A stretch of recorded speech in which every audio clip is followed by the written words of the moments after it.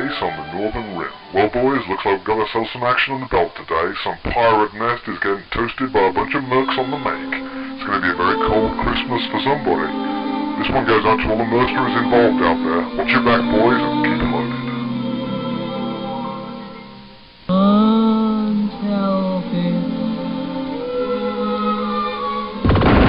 And destroy. Repeat. All freelancers. This is Commander Braceforth of the 21st Hunter Group. You are being brought into the space fighter hangar area. Clear it of all enemy activity. They're easy to spot. They are trying to kill you. Search and destroy. And somebody get that bloody radio station off the command frequency. Search and destroy.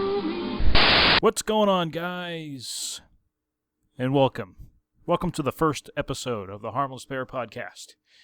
You know, I've been doing this YouTube thing for quite some time, and, well, I've always actually been a real big fan of podcasts and talk radio in general. And, you know, it took me a while to put, sort of two and two together. So I decided to, just go ahead and try this podcast thing out, The first couple episodes, I think the first 5 or 10 episodes, we're going to see where this takes me. I'm going to sort of try to find my rhythm, see what's fun, see what people want to hear, people want to see, and just roll with it, you know what I'm saying? Because in the end, it's all for fun, right? A little bit about me, I'm 28 years old. I work in sales for a soda company. It's a lot of work, 60, 70 hours a week, 6 days a week. It's, it's hard work, man, but it gives me a lot of time to think about stuff. And quite honestly, I can say this without any kind of embarrassment. I've spent, lots of time just sitting in my car, just sort of, doing like a radio show in my car, just like kind of rehearsing, just waiting for the opportunity to do it, because I've always wanted to do radio. And I'm like, well, wait a minute, it's this podcast thing. It's like, no, I can't do it. It's just too much. But how's that any different from, doing a radio show, right? This could be my first little leap into it. Because, I really do want to pursue this as a, maybe some kind of career, or just maybe like just a passionate hobby. I don't know, but I'm really looking forward to seeing where this takes me, and I'm gonna have a lot of fun with it. So let's get into some articles, shall we? This first one I'm gonna read to you guys. It doesn't really sound too good. It just sounds like marketing, like Microsoft sort of pushing their silly, like, Connect, And I really don't understand what's going on with these guys. They just don't get it, They're Microsoft is looking at Wii and their success and, like, all the money they're making in, because right now, I mean, they're making money hands over fist, and they're coming out with a new console. And, you got guys like Carmack and Ubisoft and all these other companies saying, like, guys, what gives? Can we have some new hardware, please? Por favor, plax? Thank y'all. Well, according to Game Revolution, and I will leave the link in the show notes, as always, the first console of this generation, the Xbox 360, is getting a bit in years. It really is, guys. It's like 5 years old. With many expecting new console to be announced soon, Microsoft has now commented on the rumors of the 360's successor, dubbed the 720. I kind of like the next box. That sounds cool, right? But it's the third one, so I guess 720 makes sense, but I don't know, it's kind of cliche. Let's just call it 360 YY B in the butt ladder shot awesome edition arcade S 320 gigabyte. I think that'd be a good one. You guys that don't play Call of Duty probably didn't get that. I apologize, but let's keep it going. Talking to Eurogamer, Chris Lewis, the Vice President of Interactive Entertainment Business for Microsoft Europe, said, and I quote, "I would only say it's too long that things are, I would only say it's too long if things are stagnating. If developers are finding they're bumping their heads against the glass ceiling of the development scope. If we're not bringing revolutionary technology like Kinect, oh god, here we go. I'm telling you, it's the fucking Kinect, guys. If we weren't able to, frankly, completely update the UI of the Xbox Live without predicting that on people buying new hardware, where those things are not true, I might be more in agreement with your assessment. I actually don't think it's too long if the experience continues to grow. If people continue to flock to it and they feel like they're getting a great value, that this is everything we're experiencing right now. That's how I'd answer that. And I'm just, it just sounds like more pandering towards the stupid Kinect, And he continues on, quote, I'm being charged with more growth this year versus next year. Sure, I chew the back of my hand a little bit when I think about what that means. We had a very good year last year, but I also do believe there is sufficient in what's coming and exists right now for that to be a very realistic ambition. We're not talking about additional or new generations of hardware at the moment. We're fixated on what we've got going on right now. I'm sorry, I'm just having a hard time reading this, guys, because I don't talk like this. When I'm reading someone that doesn't talk like the way I do, I get confused. I'm like, why is he putting all these letters here and whatever? This article will be in the description. Just sometimes when I read quotes, man, I get lost. I'm sorry about that. Something I need to work on. But when asked about if the 720 was being researched and developed, he said, sure, as you can imagine, of course, working on all sorts of different things. We do that all the time. Frankly, in all aspects of Microsoft, not just what we do with the Xbox, our R&D investment is second to none. But to your point about life cycle timing, we're in pretty good shape. This doesn't sound good, guys. This sounds like they want to push the Kinect more. This sounds like that they're like, no, we haven't made enough money on the Xbox yet, and we're just gonna keep going. But it could also be, they don't want to let on to the competitors, i.e. Sony, and I guess Nintendo. Even though Nintendo, I guess now Nintendo is a competitor, only because Microsoft is like forcing themselves to be competitors. Microsoft, in my opinion, should have just stuck with the adult crowd, because like their bread and butter is the first-person shooter market for the most part. I mean, Black Ops sells a tremendous amount of software. So does Halo and all this other, Gears of War, Battlefield, Borderlands, and all this other stuff. The first-person shooter genre, in a whole, sells a lot. And that's the adult crowd. That's guys like me, and some of the older folks out there. We got the money, right? And we buy more software. So, I don't know, but I guess, they're pandering to the families and the casual crowd. Incremental, hardware and software sales help too, but I don't know. In my opinion, they should have just stuck with, the people they already had. And look, Nintendo's got the kid shit down. Nintendo's got that down. They've been doing it for years. That's their segment of the market. Like, you don't see them going out there and trying to get all the hardcore gamers. No, because they know where their place is. And Microsoft's out here just trying to get more, because that's kind of what they're all about. Just more. And I think in the end we're actually starting to suffer, because if what this guy's saying is true, then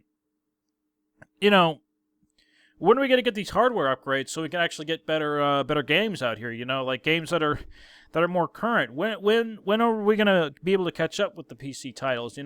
When can the developers actually incorporate better AI, higher frame rates with stuff like the Frostbite engine? Because and I'm getting into an article about that in a minute. Actually, it'll be a little while, but there's an article I'm going to read to you guys that they say Battlefield on 30 frames per second is just fine, but I really do beg to differ. When you heighten the ceiling of the frames per second up to like 60 frames per second, sort of like Call of Duty, not only does that make the game more twitchy, but it actually tightens up the controls, because now, the controls are more responsive because the game is responding faster and faster and faster, and you won't have those sluggish sort of, tight, really loose kind of wompy controls, So, I don't know, guys. I don't know. And to make matters worse, here's the next article I wanted to get into with you guys. What would PlayStation 4 ever do, according to EA? Gamers are still happy with PlayStation 3 and Xbox 360, and EA would like to see the current generation of consoles last a little longer. This is just kind of concerning, and I'm sorry if I'm sort of doing the Doppler effect with my microphone. I don't have a boom yet. Just bear with me, guys. I have my shopping cart in Amazon's ready to go. I want to get an AT 2020 Audio Technica.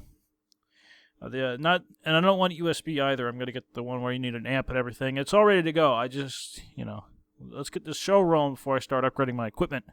Right now I'm using a blue Snowball with a sock draped over it for a pop filter. So I think it works pretty good. I'm watching the mic levels on my audio recorder. It looks pretty good, so we'll see how it goes. Anyway, let's get back to the article. Consoles last a little longer. That's according to EA labels boss Frank Gibeau. Gibeau. Gibeau. I don't know, guys. I can't pronounce his name. Sorry. Who in an interview with CBG questioned that's what Sony and Microsoft could be able to do with the next-gen hardware of current consoles. Pointing to the publisher's stunning FPS contender, Battlefield 3, the exec argue that there's still horsepower left to squeeze out of the Xbox and PS3. I beg to differ.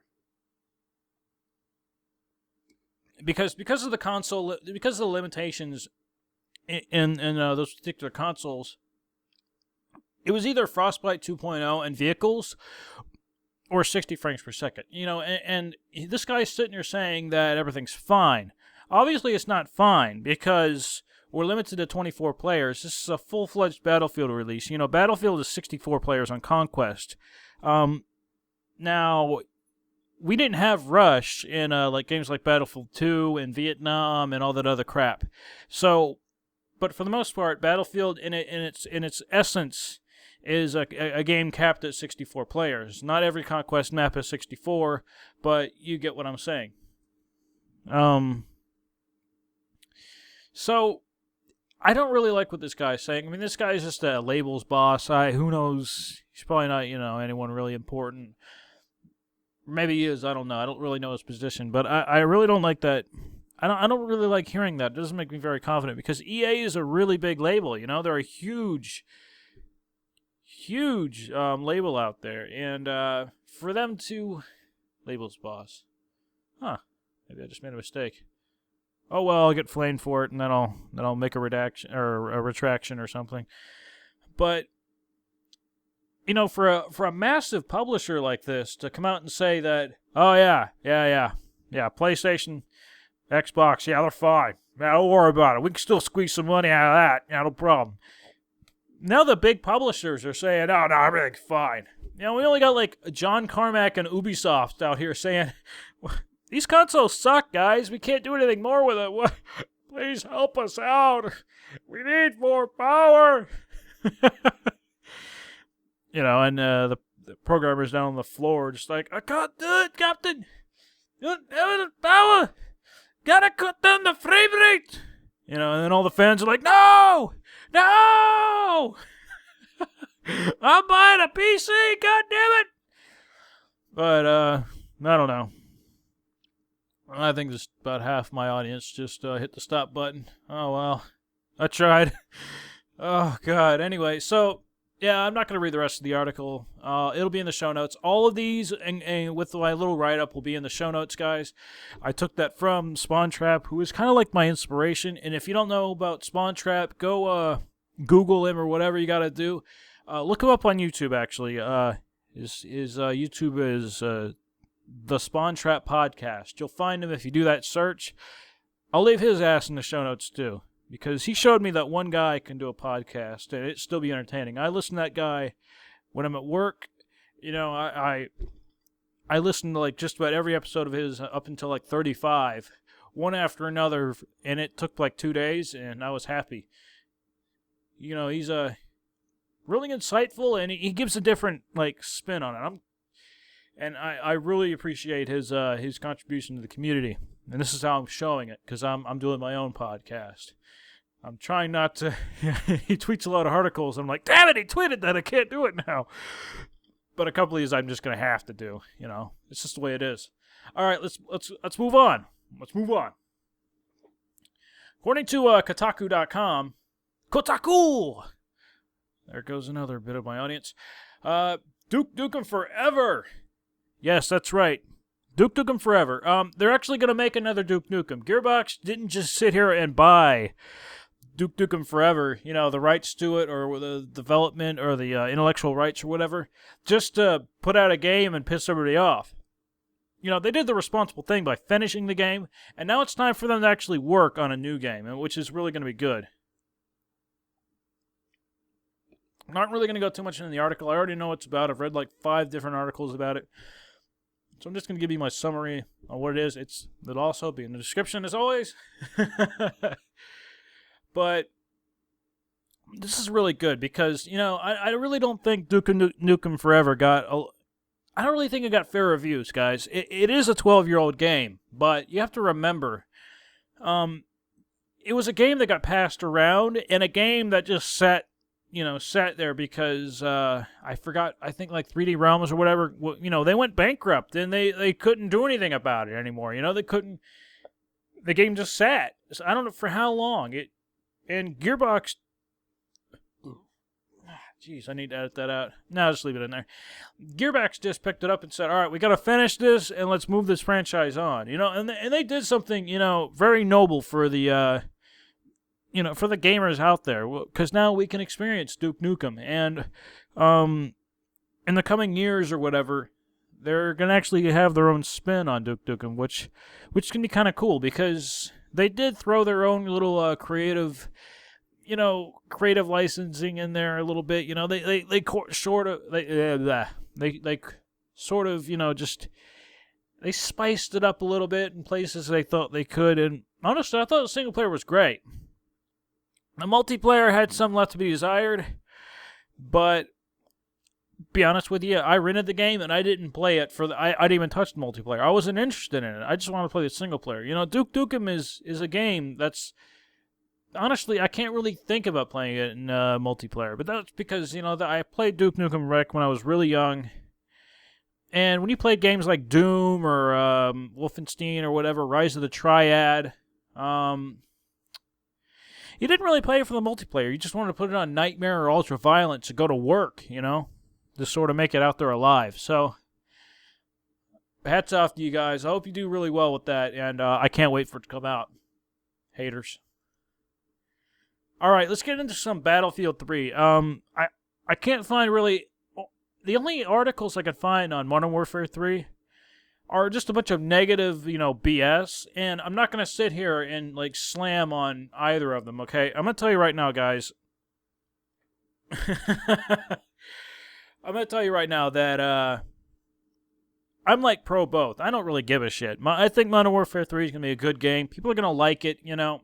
You can't really listen to the media too much because when you get involved in the Twitter sphere, in the YouTube sphere, in the news sphere, you know, in the social media sphere, and this biome that just people are just so critical and they can't, like, you know, they can't just fucking play a video game and be happy.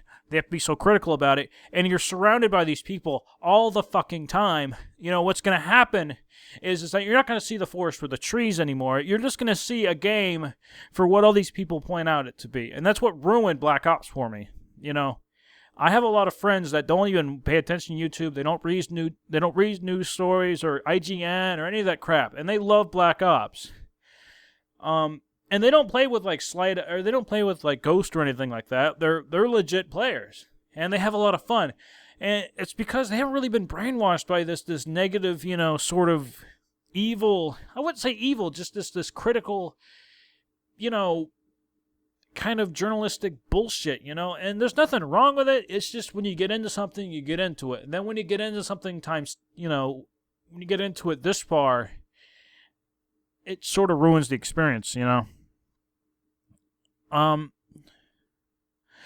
get all the and I get all the Activision bullshit. Okay, I know. Like I'll tell you right now though, in this podcast, I will be talking a lot about Call of Duty and a lot about Battlefield, as well as the new Quake or Unreal that comes out or any other game. But the one thing I will not do and I do not tolerate is bashing Modern Warfare 2 or bashing 402 or anything like that, or Infinity Ward, because Infinity Ward was fired. You know, they were fired not very long after the release of Modern Warfare 2. I can't remember exactly when, but they could have probably gotten a patch out before then, but they were pretty much ready to go, you know. You can't blame these guys, you know. There wasn't a studio back then to fix the game. And if there's anything I can get out to the community, it's that, okay? There just wasn't really much of a studio, guys. So just, I know it's like almost 2 years from when that whole thing happened, but just go easy on that, okay? That's the one thing I ask. But let's get on to Battlefield 2 news. According to DICE's Carl Magnus, PC Mod Tools, there won't be any shipped, you know, right out the gate. But they said they're thinking about it. At first they said no. 9 Battlefield and Mod Toolen, you know, or whatever. I'm terrible German. Oh, there's a German crowd. You know, but... And they also mention, you know, like the frame rate issue. Like they've shipped every other Battlefield game out in 30 frames per second. They say it's fine. The game's kind of a slower paced thing anyway. It doesn't really, you know, the 60 frames per second really only caters to Twitch style games, so it's not a real big deal. You know, that's pretty much what they're telling us. But the important thing out of this is they're thinking about mod tools, and what most of us are concerned about is that since they pulled this game out of Steam and just about every other EA game out of Steam, this isn't really DICE, I don't think. This is mainly just, Big Daddy EA. It seems that EA wants, they want all their money for their DLC packs and whatnot. And the no mod tools thing might also be an EA mandate saying, you know what? No. If you guys can, if they're allowed to make mod tools, you know, if they can have mod tools and make their own mods, we're gonna take a hit on DLC packs, and we can't have that, you know. So it's all making sense, you know. But it seems to me that EA and DICE are really looking at the forums, and they're starting to listen to these guys because I don't know why, but they're making that critical mistake that they made in Call of Duty Black Ops. They're listening to the forum guys. You know, reading forum posts and listening to all the people complain on the forums, it's good feedback. But on top of that, you're also dealing with the extremists. You know, the guys that spend more time on the forums and less time in the game. You know, the guys that will re-roll an account just to get a high score per minute in KD, and then just make fun of everybody else, you know. Those guys. You don't really want to listen to those guys. There are a few people out there that know what they're talking about and have good suggestions, but at the same time, you know, got to go easy, man. You know, so hopefully they're not going too crazy about it. Hopefully. Oh, God, I hope so. I'm really looking forward to Battlefield 3, you know. Just be able to fly around in jets, tanks, just massive 64-player combat with these beautiful maps and graphics. And yeah, I will be playing on PC as well as PS3 and probably Xbox 360 because, you know, the game is just as fun on a console because there's only 24 players.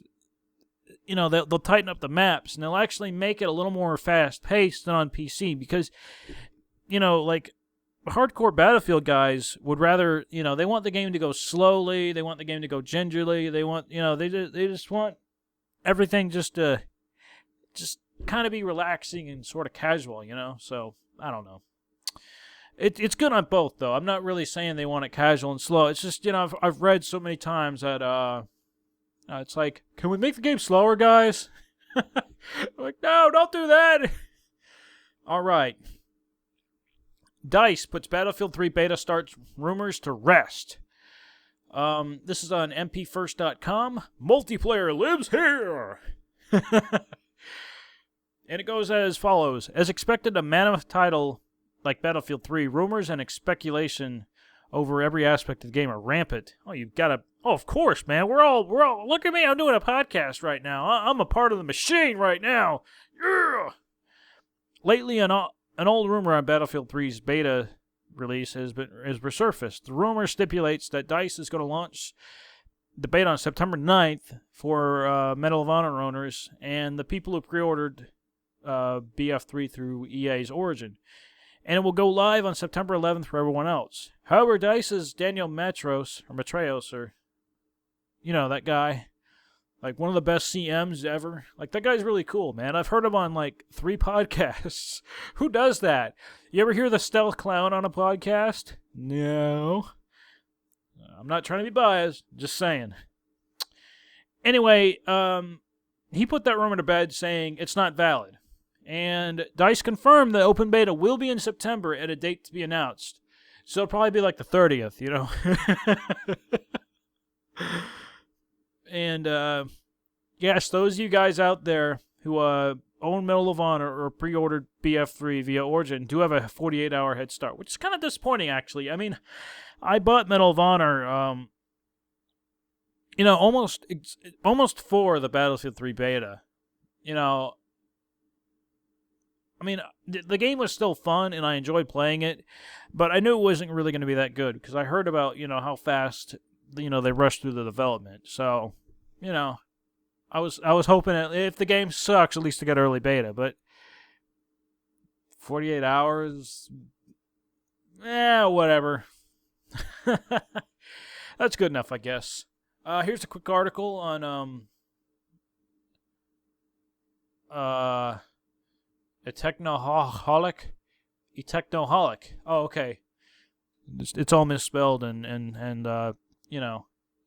it's all leet speaky. So I had a hard time reading it there. Just a quick little thing here. Another tasty. All right, here we go. Another tasty tweet from DICE's Alan Kurtz today concerning Battlefield 3. When asked if World War II or veteran games or veteran weapons would be in the game, here's what Kurtz had to say. Quote, no World War II weapons. Yes, there is a veteran weapon. No, I'm not going to tell you what it is yet. So, yeah, there will be a veteran weapon. And it's not going to be World War II, which is cool, because if they put another fucking grand in there, I'll be pissed, right? I think in Bad Company, the first one, it was an F-2000, which is kind of cool. I want like the AK-47. That might be what it is, because they've confirmed and confirmed and confirmed. There will be no AK-47 in the game. But what if it's a veteran weapon? That'd be pretty cool, huh? Pardon me as I crack open a Hawaiian Punch.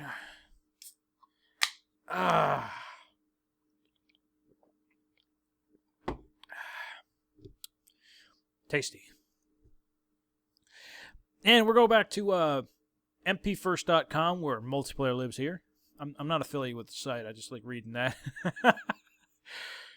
More on spotting, music and multiplayer and BF3 soundtracks.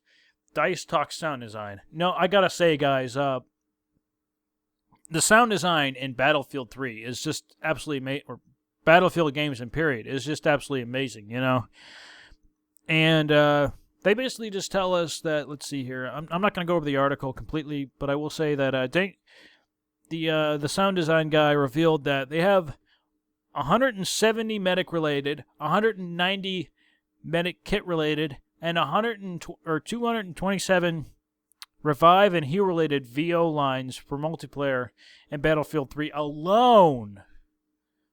That's like 500-600 voiceover lines. Just for medic and revive and healing and all that other crap. Just, like, medic! Medic! Medic! Medic, bitch! Get your medic ass over here! Hey, I need a medic! Medic! Ding-dong! like medical stuff like that. So I think that'd be pretty interesting. And I've heard there's just VOs for days. There's probably like 5 gigabytes of just voiceovers, like, alone. They said spotting, but where's the spotting at? Let's see here. I'm just gonna quote: Frostbite 2 is a humongous and uber complex engine with mind-boggling flexibility. No one will ever know everything about it, unquote. Said Thomas Danko, voiceover producer at DICE, his Twitter account, blah, blah, blah, there's nothing. This is all voiceovers. What about spotting? Yeah, fucking, I got ripped off. Oh well. I'll give you a little article about spotting. All right, it's enough about Battlefield 3. Let's 30 minutes. Gotta hurry up. Let's see. What else should I cover? I'm gonna skip a couple of these articles here. They'll all be in the description, everything I wanted to go over. I'm just gonna... Let's see here. Gabe Newell says PS3 owners likely to see the benefits of Steamwork integration in September. This was on the 26th of August. Gabe Newell had a lot to say about the PS3 version of Portal 2. For starters, we know how happy he is that Sony allowed Valve to use Steamworks with PS3, which is a big deal since consoles are supposed to be closed platforms, which is amazing. You know, the interactivity between PS3 and PC, it opens a lot of doors, you know.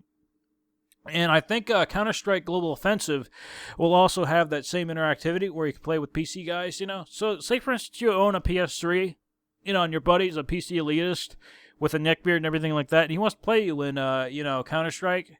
Not only, I'm not 100% sure on this, I'll have to do some research, but this is what I've read and what I've heard. I just don't have it in front of me to confirm, because I don't know if it's, factual or not. But I think you could actually play Counter-Strike Global Offensive with your buddies on PC, and on top of that, you can use a mouse and keyboard with your PS3. You know, it'll actually work. So you don't have to go out and buy an XIM3 or anything like that. You know, just saying. He said that Portal 2 will be released in September, and PS3 owners will see the benefits of Steamworks integration. Newell was displeased with the Xbox 360 situation, but wanted Steamworks on the platform to support Xbox 360 gamers. That's probably got something to do with Xbox Live Arcade, you know. We certainly can deliver a lot of value to customers to the degree which we have those capabilities.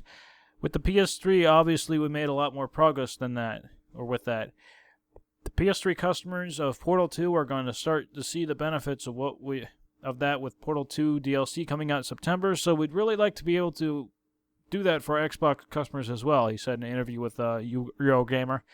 And I also have the Eurogamer interview in the show notes as well if you guys want to read that. I'm not going to go over it. You know, it's just a bunch of talking. And Gabe Newell just... Portal is amazing. Alright, I'm sorry. I can't help it. I got beef with Gabe, man. Where's my episode 3? Huh? I want my Half-Life. I started playing Half-Life in high school. I want to know what happened to Morgan Freeman. I graduated high school in 2001, by the way, guys. It's been a little while. It's been a little while. Let's see here. Cliffy B claims Gears 3 DLC will be more than just maps. In a recent Twitter post, Gears of War 3 lead designer Cliff Bleszinski revealed that the game's DLC pass will include content other than just multiplayer maps. He says in Twitter, quote, Season Pass pre-buys for upcoming DLCs at G3 at a discount. Content will be more than just at multiplayer maps. Expect more campaign. Not just cut content. Or not cut content. So I'm thinking he's saying that this is actually going to be DLC and not just stuff that's on the disc where you got to pay to unlock it, which would be nice. He also went on to say that the main campaign is finished on the disc, but additional story elements will take place on Sierra. He mentioned that the extra content is stuff they're building now and won't be sections cut out of the original game. When you factor in the possibility of additional chapters, the pass starts to looks like more and more sense. The pass itself will set you back 2,400 Microsoft points, roughly 20 pounds 50p, which I'm not English. I just 20 pounds. I think that would be a $35, something like that, and will entitle players to a 33% saving on each of the 4 DLC packs set to be released in the following year. What do you guys think of the deal? Will you be signing up in advance? I think I will, because Gears of War story is just absolutely amazing. So why not? 2,400 Microsoft points does sound like a lot, but if it buys you all 4 DLCs, that's not too bad. That's 12.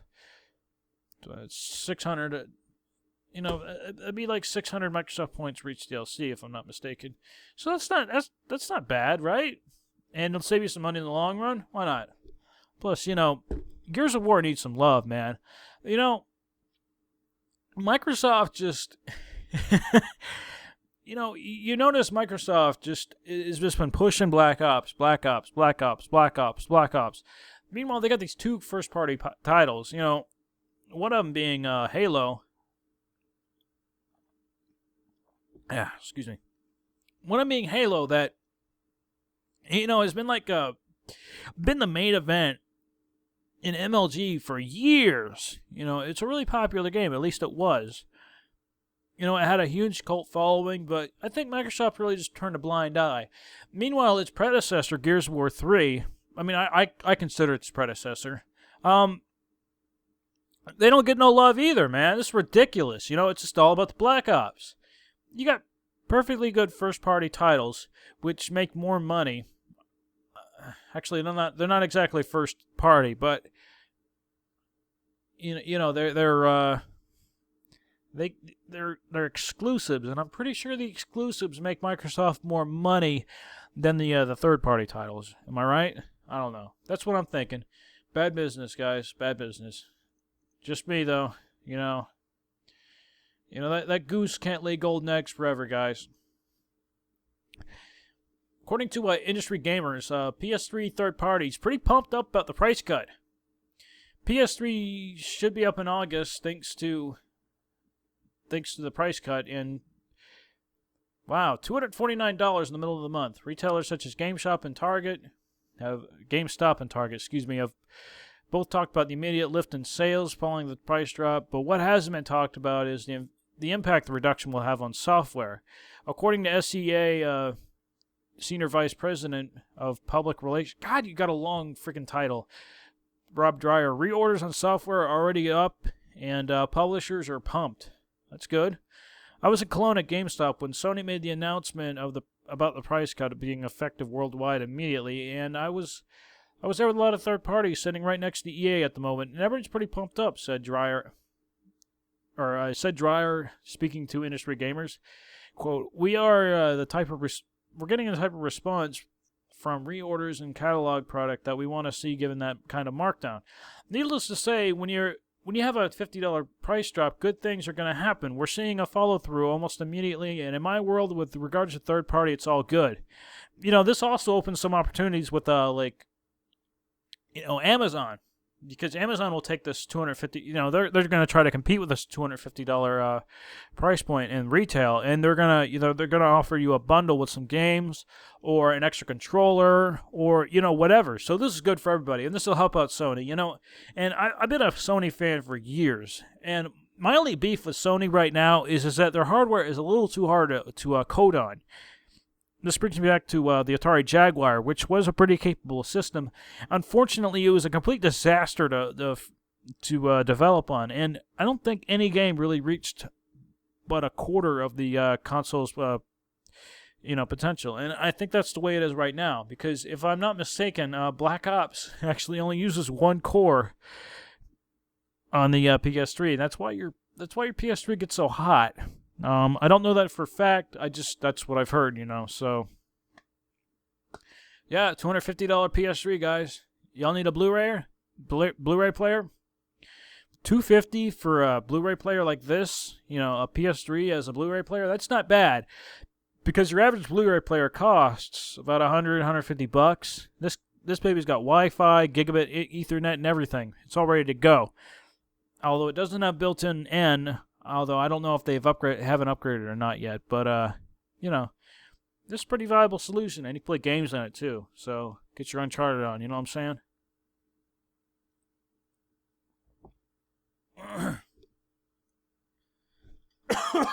Oh, excuse me, guys. I think I'm going to wrap this up with one last article. 7 awesome betas you should sign up for.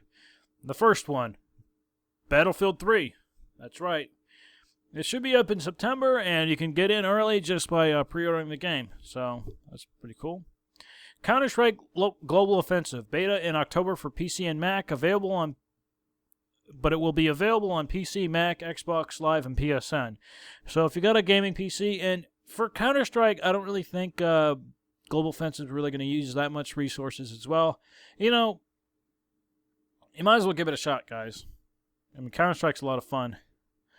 Star Wars You'll Protect Old Republic, currently open beta. Really? I never got an email for that. What's up with that? So if you're into MMOs and Star Wars, they got open beta right now. Which is new to me. I'm going to have to go check that out. I've been waiting for that for a long time.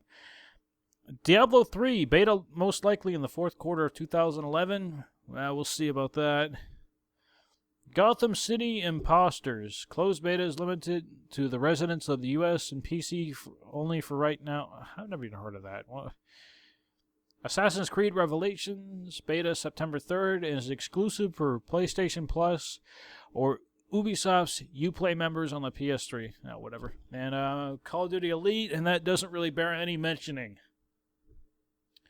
All right, guys, that's it for this week. I know I pretty much went over news articles. I just want to see what my tempo is. I just want to see where I can take this. I will be working a little bit harder on my next show. I kind of want to do some articles on YouTube and maybe a game review or something like that. But this is pretty much the acid test, guys. I just wanted to see how I can pull off some news stories and some editorials and whatever. You can find me on YouTube at Dirk Deadeye, DIRK DEADYEYE, Dirk Deadeye. And my Twitter is the same. This is all be linked in the show notes.